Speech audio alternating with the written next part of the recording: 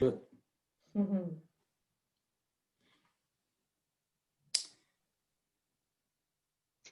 Hello everyone and welcome to our webinar. We will just wait a few more moments just for some of our participants to log on to allow for any difficulties with technology. So please just wait a few more moments.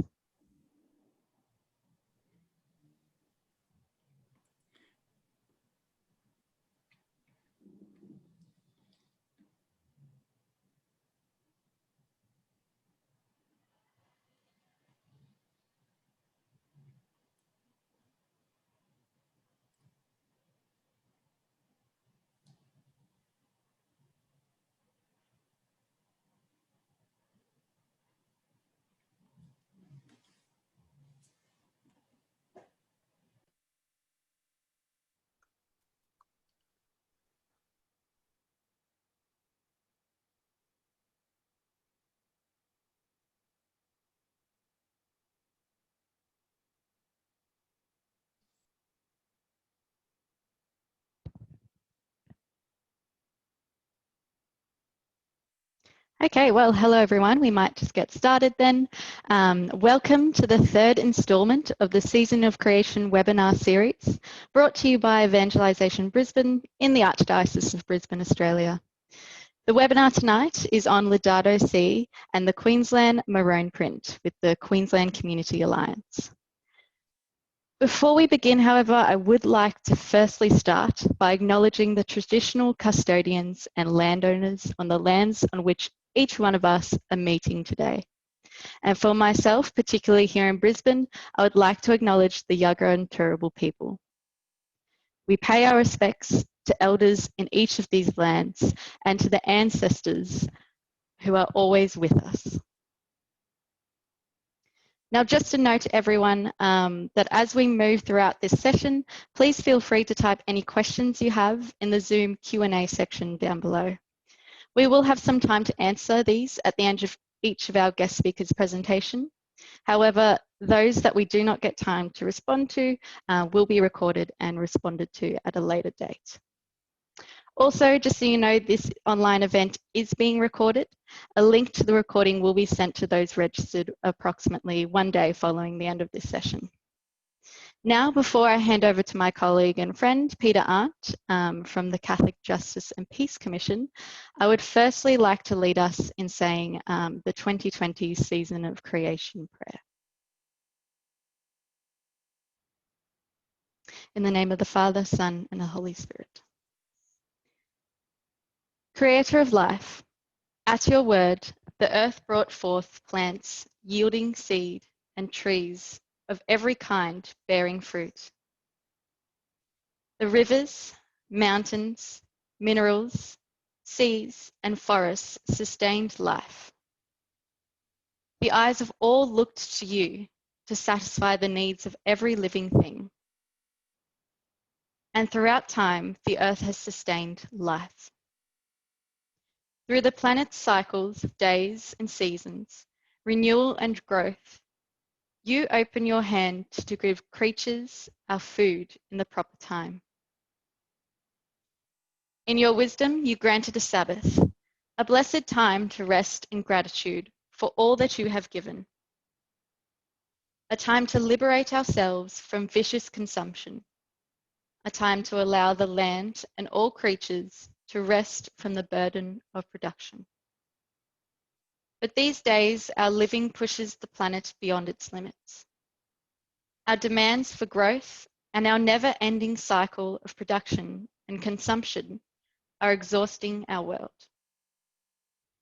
The forests are leached, the topsoil erodes, the fields fail, the deserts advance, the seas acidify, and the storms intensify. We have not allowed the land to observe her Sabbath, and the earth is struggling to be renewed.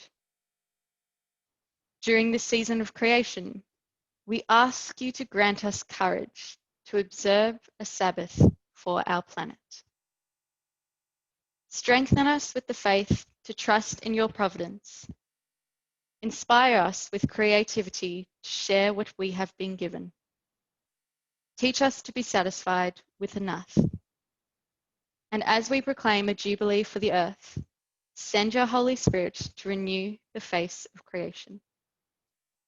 In the name of the one who came to proclaim good news to all creation, Jesus Christ. Amen. In the name of the Father, Son, and the Holy Spirit. Amen. Okay, everyone, so I'm going to pass the mic over to Peter Arndt, who's going to be our moderator for this evening. Thank you, Peter. Thanks, Jess. And good evening, everyone. Apologies in advance if you happen to hear my guide dog at my feet snoring. He's just had dinner and he's very relaxed and comfortable. In Laudato Si, on Care for Our Common Home, the encyclical written by Pope Francis, the Pope details the sorry tale of the immense harm and damage we human beings have caused to our planet. And he also tells us about the pain and suffering that many of the peoples of our earth have faced. He invites us to hear both the cries of our poor earth, sister earth, and also to the cries of the poor peoples of our planet as one cry that we respond to together in what he calls integral ecology. He tells us that we must not only respond through technological change, although that's important, he says, much more importantly, there needs to be a fundamental shift in humanity away from consumption and greed, wastefulness and fear to a new spirit of generosity, love and care. And that's certainly the spirit that we in the Catholic Archdiocese of Brisbane came to the discussions between the 30 plus member organisations of the Queensland Community Alliance when we decided to develop a series of principles to address the problems that Queenslanders faced and the earth faced as a result of the COVID-19 pandemic, but also about the problems that many of our members were aware of long before the pandemic emerged.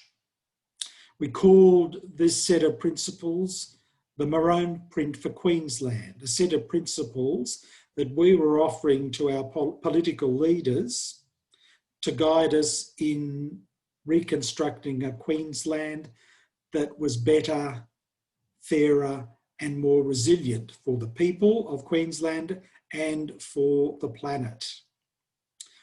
We worked on those principles and developed a series of policy asks attached to issues like the social isolation that many people faced, job insecurity and job loss, the struggles faced by new Queenslanders, whether they're migrants, refugees, or people seeking asylum, or to the problems that were already apparent caused by climate change, or the threats that were coming clearer and clearer to us for the future as a result of climate change. These policy asks, many of you may have heard being presented to both the Premier and the Leader of the Opposition on Monday night at the Alliance's Maroonprint election assembly. And each political leader was given an opportunity to make commitments in relation to those policy asks. We won't have time to deal with all of those, but we've invited a couple of our friends from other member organisations in the Alliance to talk about a couple of those major areas of policy. The first one we wanted to look at was the Welcoming Queensland set of policies, and we're very grateful for Karen Dare, the CEO of Communify being with us tonight to give us a brief overview of what we asked of our political leaders, how they responded, and what might be up next. Over to you, Karen.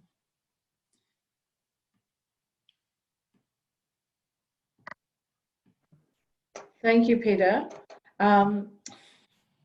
Okay, so we have been asking the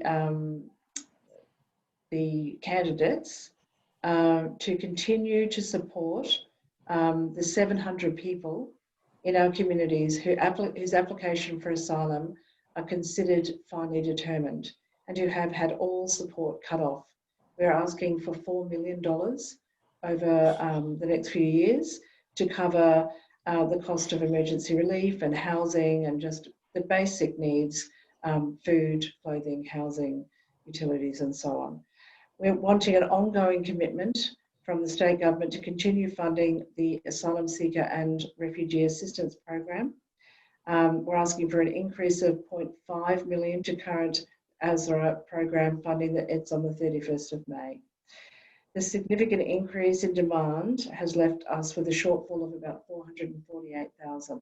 So originally we anticipated that we would be supporting about 350 people through this program. We're currently supporting over 500, and we are just about to see an increase of probably 250 people who are being released by the current federal government from community detention. So those people will be released into the community with potentially no work rights and no income support at all. So they will be totally reliant on either funding such as this or you know, the generosity of community members. So we're also wanting to talk tonight about the shortfall in the ASRA program that we're currently funded and the support that we need to continue the current level of financial assistance that we're providing to people.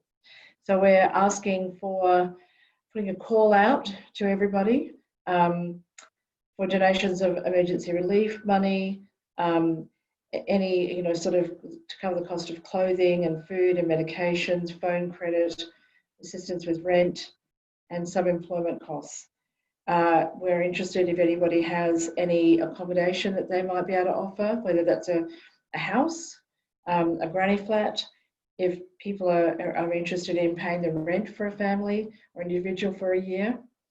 We're also really interested in, and a lot of the people that we support are really wanting to work. So we would put a call out to see if anybody has any employment offers or any paid traineeships. Here at Communify, we do employ a couple of people, which really makes a huge difference to their lives. And we're also looking early in the year, we are looking for people to support school packs for people. So, you know, quite often people do not have the uniforms and the money to cover uniforms and books and so on. So it's kind of two levels. We've got the long term where we're asking the government for support, to continue their support. And I have to say, the current state government have been absolutely amazing. We have had, like I say, 4.5 million to cover emergency relief and housing and their health needs, but this needs to continue. Otherwise, these people will fall into destitution. So we're putting a call out to everybody, join us to support this group of people. Lobby your local state member to ensure that this funding continues. And please join us in supporting some of the most vulnerable people in our community. This is a humanitarian response. We don't judge. We're not looking at people's legal cases. We're just putting a roof over people's heads and food on the table whilst they have the right to seek asylum. So that's me. Thanks, Karen. Just for people's information, if you weren't there on Monday night, both the Premier and the Leader of the Opposition said they would not be responding to our request for increased emergency support for those who've been finally determined or those who are categorised, have got final departure visas. They said it was a federal responsibility. So just for people's information, various leaders of the Alliance have been already meeting with senior ministerial advisors for ministers who are in a position to make decisions in relation to this, pressing them on this particular issue.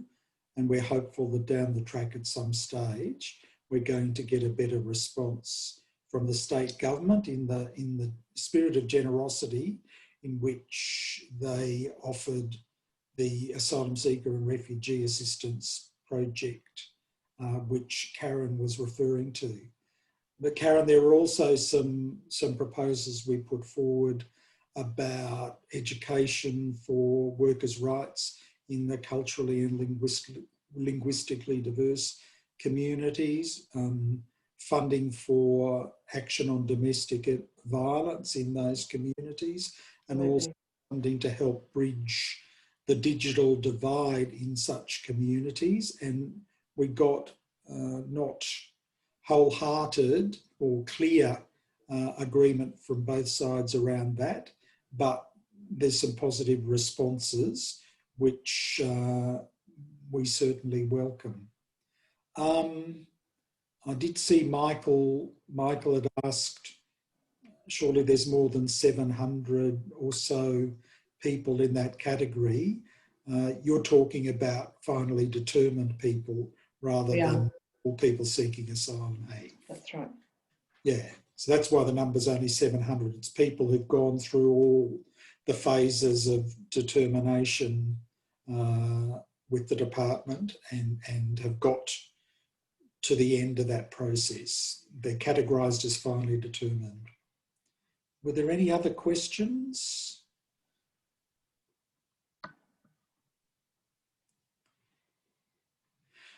All right, if there are no other questions, we're going to move on to the second group that we wanted to talk about tonight, or second area of policy that we wanted to talk about tonight, and that's in the area of renewable energy, responding to the existing problem and the threats for the future around climate change, and that's in the area of renewable energy. And it's my pleasure to invite Jason Lidioth, the Climate Change and Clean Energy Campaigner for the Australian Conservation Foundation, another member of the Queensland Community Alliance, to take us through the policy asks and how our political leaders responded.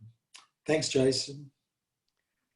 Thanks, Peter, and thanks everyone for having me. I'm just going to try and share my screen because I made some slides. Is that working? Great. So I thought I'd start off, just do a bit of context for why the Queensland Community Alliance has these renewable asks. I'm not sure how much of a people know about climate change and renewable energy, so I'll go into that a bit. I'm from ACF. We're one of Australia's bigger environmental organisations. We're non-partisan. We don't break the law. We believe in respectful negotiation and treating all people with respect. And beyond that, we believe in creating a more just and humane society. So we're not just about saving the animals and the planet. We want to create a better society. And so that's why we're proud members of the QCA. So unfortunately, we are already starting to see the effects of climate change, as I'm sure most of you are aware, with bushfires, coral bleaching, droughts, and then all sorts of bad things going on around the planet. Often, you'll hear about, our goals to mitigate climate change as trying to keep temperatures below 1 degree or 1.5 degrees or 2 degrees. Sometimes that can be, a pretty strange way to talk about how serious the issue is. And so this table that you've got on your screen will sort of demonstrate that 1.5 degree global average, doesn't sound that bad, but when you're actually talking about in the amount of extra energy that is in the closed system, which is the Earth, half a degree has a massive impact. So, like at the moment we're at 1 degree warming. So the sort of the bushfires that we saw over summer, or this table was made back in 2017 or in 2012 2013. Before before there was so much carbon in the atmosphere, you'd see that 3 times a century. Now you're seeing it every 2 or 3 years. At 1.5 degrees, we're seeing it every 2 years. And then at 2 degrees, it's 7 or 8 years out of 10. And so that just shows, like, that's just one example of how there's this exponential increase in extreme weather events with that amount of warming. And so the biggest driver of that is carbon going into the atmosphere. And the vast majority of that carbon is coming from burning fossil fuels. And so in this pie chart, from sort of like 12 o'clock to 4 o'clock, that's the production of electricity. And then down from about 4 o'clock to about 6 o'clock, that's industry, but still a huge chunk of that is from electricity. And then the next chunk along from, like 7 o'clock to almost 9 o'clock, that's transport. And by electrifying transportation, then you can get rid of that. And then up the top, around 11 o'clock, that's fugitive emissions, which is also a result of producing fossil fuels. And so the vast majority of emissions can be cut if we move to renewable energy. And so that's why when we're talking about climate action, we have such a strong emphasis on renewable energy. So that's sort of like the bad news. The good news for us is that Australia has by far the best renewable resources in the world. I don't know if my little screen, if you can see it all. Oh, there you go. I've got rid of it. So, down the bottom, it shows like how much like solar power is hitting the planet, and sort of purple is the best and blue is the least. And so you can see that all of Australia is getting pretty much like the most amount of like solar irradiation of any country in the world per square meter. And then we've got heaps and heaps of space. And already there's projects in the pipeline where they want to build some of the biggest renewable projects in the world and put cables across to Asia. And you can see that they've got very little renewable energy, like very little solar resources up there. They don't have the same amount of space, but like, billions of people that need energy. And so Australia can not just be a massive producer of renewable energy for Australia, but for the entire world. And there's a number of technologies that we can use to export this electricity or this energy across to the rest of the world. So, by embracing renewable energy, not only are we taking the action which is most effective to stop climate change, we can also create industries and jobs that will create opportunities and wealth and benefit for everyone in Australia.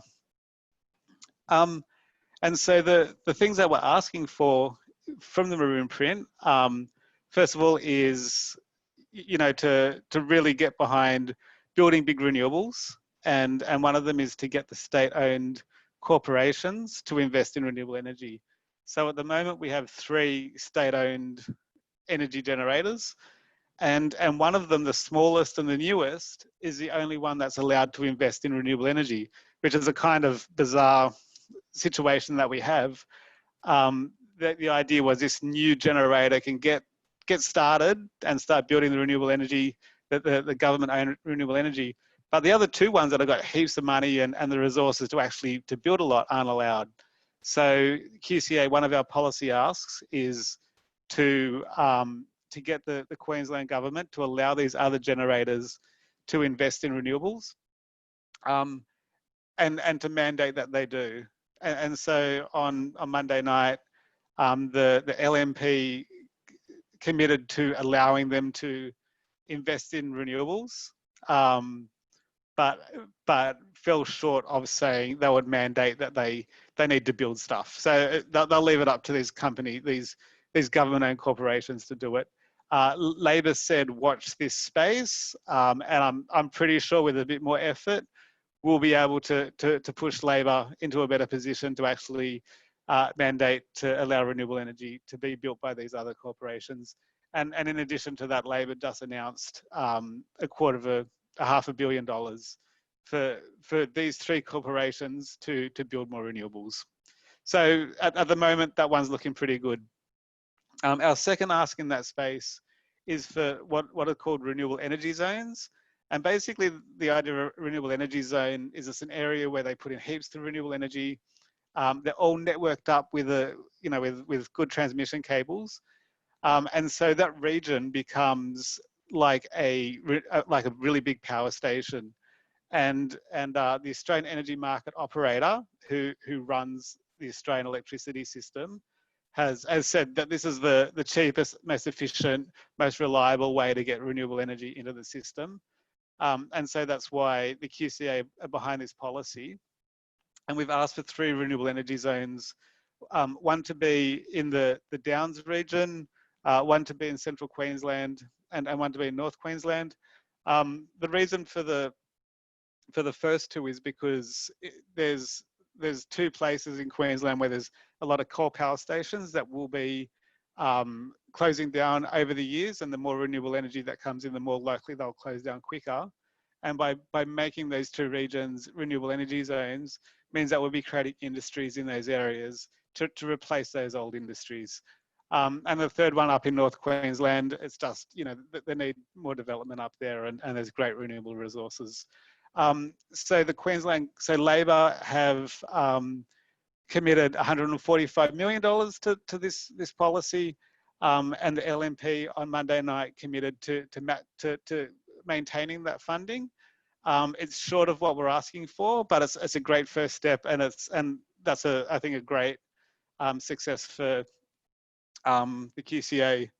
And then the third piece of the renewable energy superpower ask that we have in is for a virtual power station.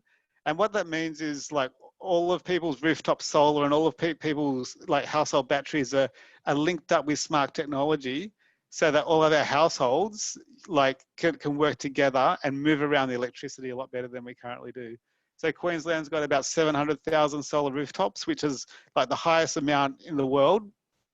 But we're not sharing that electricity around as smartly as we can.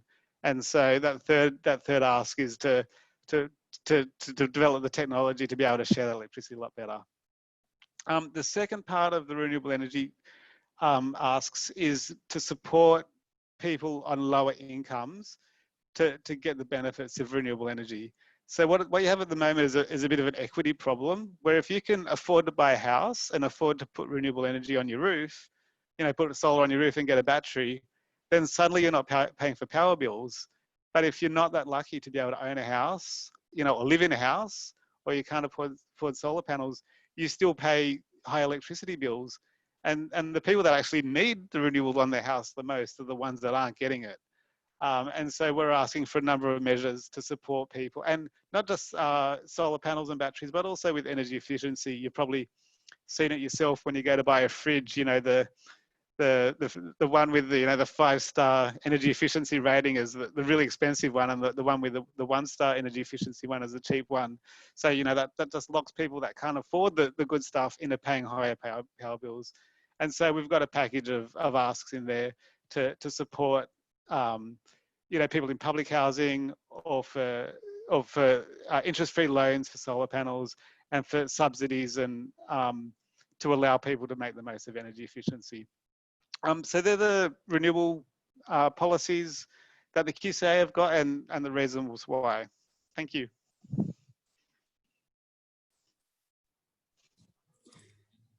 Thanks, Jason. That was very good. Got any questions of Jason? There was just one from Michael Curtin. He's put in the Q&A section just asking, do all 3 Queensland bodies that can provide renewable energy investment now provide non-renewable energy? Yes. So at the moment, 2 of them, Stanwell and CS, like all of their electricity is from coal power stations. CleanCo, which is the 3rd one, has a gas power station as part of their portfolio. So all 3 of them do have non-renewable energy assets, and 2 of them don't have any renewables at all. You know, so, although they've started going into offtake agreements, which is kind of, they buy electricity off renewable energy companies, but they don't actually own the companies.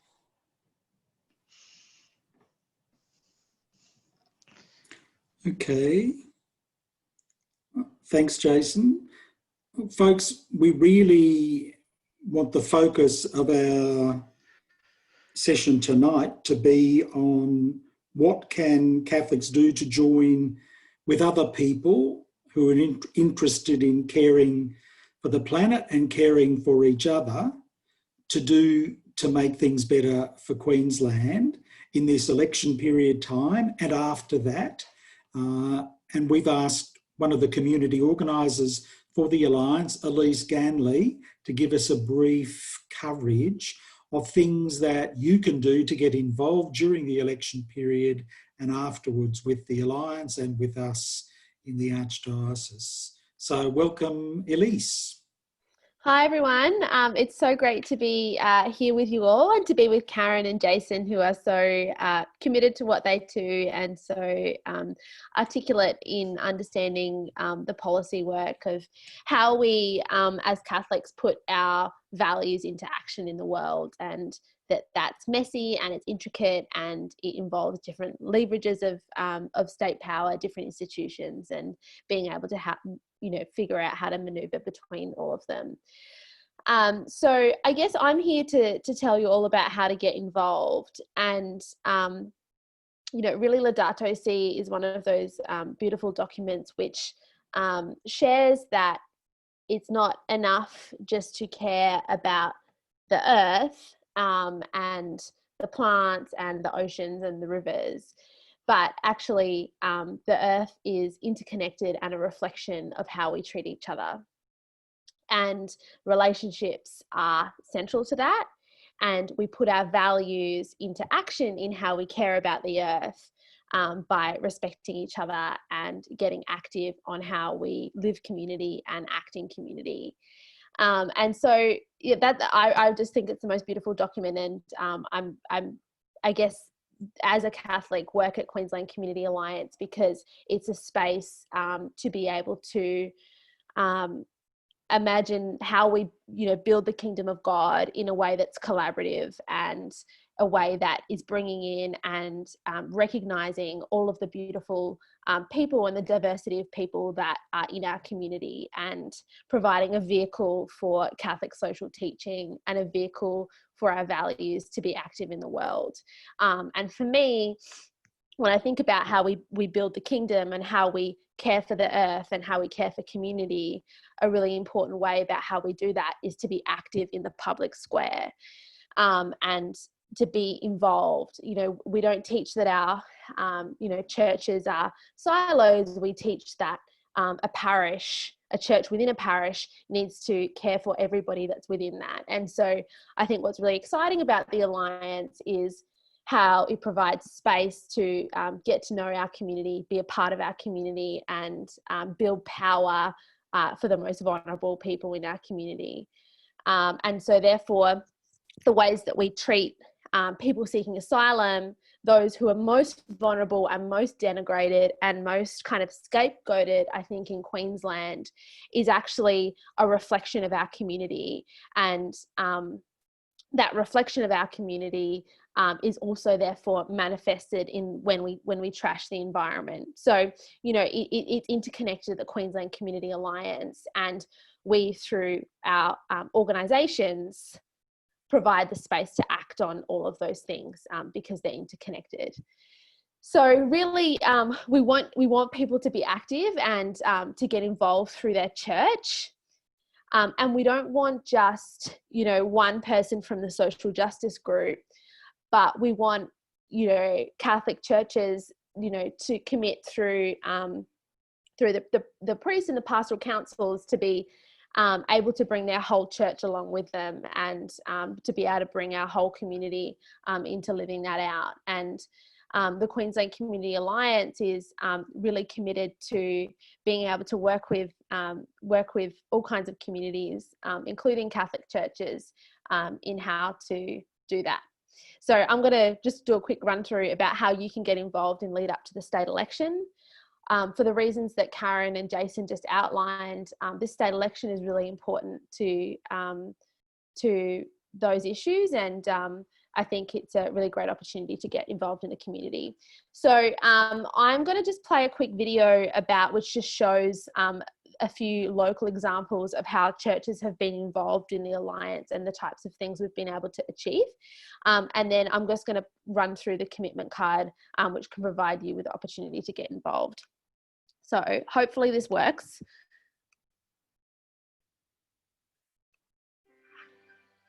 Is that working? Hello. Great. I'm Anne Fox. I'm an advocate for the Church of Christ. I live in Ipswich in Queensland. I became involved with the Alliance because I am sick and tired of not being listened to.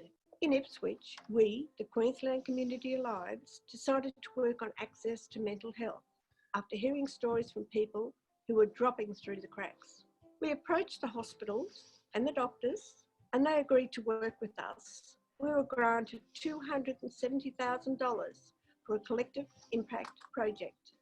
Through Churches of Christ, I have been challenged to do things I thought I could never do. I co-chaired an assembly of 100 people with the leading mayoral candidates in Ipswich. We asked them to confirm their commitment to working with us on the mental health collective impact project. I think democracy only works if people get involved. We have to hold politicians to account. If I can do it at 70 years of age, surely you can.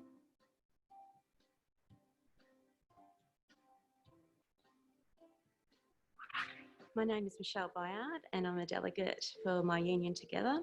I'm a mother of 4 kids and I'm a social worker at the Prince Charles Hospital. I stepped up to be a leader for my union when my boss and my organiser saw something in me that wanted to make a difference. I became a part of the Alliance when I found out that unions, churches and local organisations were meeting together and listening to community members about the problems they were facing. One of the big things that were really hurting people was the cost of parking at Prince Charles. Families that had cancer and heart disease that were really struggling at the local Catholic Church. We had a meeting with over 200 people and we decided to take action on this issue. We met with hospital management and the management of the car park. We decided together that we could introduce concessional parking at Prince Charles. This began in May of this year. Then in July, the Minister for Health, Cameron Dick, announced a statewide rollout of concessions based on the model that we started at Prince Charles Hospital. Getting together with the other people in the community that cared about the issues, getting training, it just enabled me to be a part of something where we could really make a difference, and that's what happened. We were able to change things for patients at Prince Charles Hospital. We were able to help them to access the hospital, and that was a great win for them, and that's why I'm part of the Alliance. My name is Christine Lapalapa and I'm a member of the St. Maximilian Kolbe Catholic Parish. I'm a married working mother of 3 and I'm very proud to be a member of the Queensland Community Alliance. I got involved in the Alliance because of the inspiration of my late grandmother, who always found time to give back to her community. We started in Logan. Churches, unions, and community organizations got together to explore the importance of community organizing. In 2014, we listened to stories of pressures that our community were facing, and the issues were transport and safety. We started organising and we turned out 300 people and won commitments from our Logan City Council and state government. Every mayoral candidate promised to fund public transport in Logan, and Mayor Luke Smith honoured his promise. Minister Jackie Trad announced trials for demand-responsive transport, an Australian first. Soon after, Minister Cameron Dick announced funding for 3 maternity hubs in Logan. We have demonstrated that we are a persistent, non-partisan, people power alliance. We're just getting started, but already we've won things that people thought were too hard. Now we are going to take the next step. Just imagine what we are going to achieve together.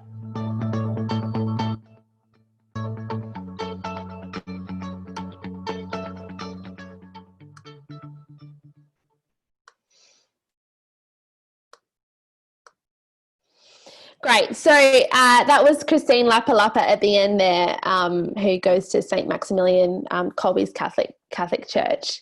So I think that video gives you a sense of what is possible, and this type of community organising work, I think, provides churches an opportunity to be active in the community, and I guess we're looking for more, for people and Catholics that would like to see their church get involved in this kind of transformative work, and be able to be a hub for action, just like Christine described there. So we're looking for for churches and Catholics who want to be able to do that long-term power building. But we're also looking for people to be able to be a part of the campaigns that Jason and Karen articulated before, being able to be active on climate, and also to be active around people seeking asylum and building safer and more connected communities. So now I guess you have an opportunity to get involved in that. So I'm just going to put in the chat just a quick Google form, and yeah, the Alliance, if you want to be able to get involved, bring your church, and be trained, then the Queensland Community Alliance will support you to not just be the one person from your church participating in the campaign, but be one person who can bring 100. And that's what community organising is about, is being able to build relational power to put our values into action and be able to be vehicles for Catholic social teaching, and the I guess beautiful values and challenge that Pope Francis puts to us in Laudato Si. So we'll put, I'll just put it in there. Hang on, to all panelists and attendees. So I've just put the Google form in there, and you can see in the Google form, I might just quickly share that screen again. You can just see here, don't mind all my like bits that are up, but you can just see your name, email address, if you want to put your phone number and postcode in, and then if you want to be a part of what Karen and Jason have articulated, if you want to be a part of meeting with your local MP to talk about the types of things we've talked about here tonight, but also other issues that relate to the Maroonprint, then you can fill it in here. And then you've also got an opportunity to communicate what issue you're most passionate about. If you want to get involved in a local organising team, we've got ones existing in Logan, Moggill, Mount Gravatt, Stafford, Chermside and Townsville, but there's also an opportunity to set one up. If you're interested, we'll organise a coffee or a Zoom coffee to do that. And then we've also got an opportunity to get involved in training too. So really, Laudato Si is about action, and the challenge to us as Catholics to be active and be involved in the messiness of social justice in the world. So we'd love for you to get involved and fill out the Google Doc here, and I know that Peter and the office, as well as Queensland Community Alliance, will support you in being a part of that, and I'm sure we'll be able to send it out after the webinar as well. I think that's everything, Peter, from me.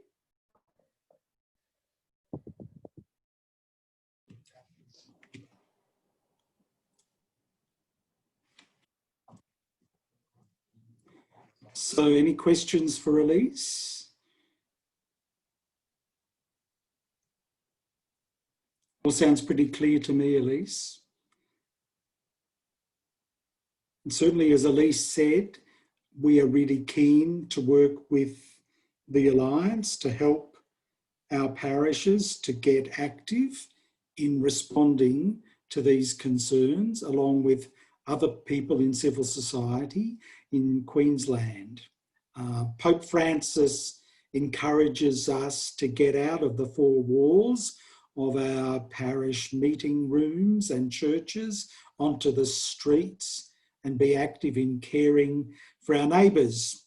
And in Laudato Si, he tells us our neighbours are certainly our human sisters and brothers, like refugees, people seeking asylum, people facing social isolation, people who are without jobs. But our neighbours are also, in the spirit of St. Francis of Assisi, our sisters and brothers, the oceans, the rivers, the mountains, the trees, the plants, and all the animals. So we'd encourage you to get out of your parish community buildings and get active in your local community, showing this spirit of love, generosity and care. And one way you can certainly do that is through being active in our Queensland Community Alliance campaigning during the election and after it. If there are no more other questions, I might hand it over to Jessica to close our webinar. Yes, thank you so much, Peter. And thank you so much to our guest speakers tonight. There really is such amazing knowledge on this Zoom call right now. And we've really heard some amazing call to action. So I know everyone who's currently tuning in and those that will watch the recording at a later date, I'm sure you'll be very, very busy actioning all those calls that we've heard tonight. So just so you know, this webinar, as we said at the start, has been recorded and you will receive the recording link approximately 24 hours following the end of this session. So you will be able to watch back everything in case it was too much and you just really need to watch it again. Also, as many of you know, this is our Season of Creation webinar series, and this was the third instalment of the series. We do have one more coming up, which is on the 23rd next week on Wednesday at 10:30 a.m. Information on how to register for that webinar, which is on protecting the platypus, which with Wildlife Queensland, that registration link will be emailed to you along with the recording link. Also, the other two parts that you may have missed out on, if this is the first time you're joining us, they will also be emailed to you, the recording links for those other two webinars, approximately 24 hours after we're finished. So thank you so much, everyone, and thank you again to our guest speakers. And for all our participants this evening, we're finished 10 minutes early, which doesn't happen often. So enjoy those free 10 minutes and the rest of your night. Thank you very much, everyone. Thank you.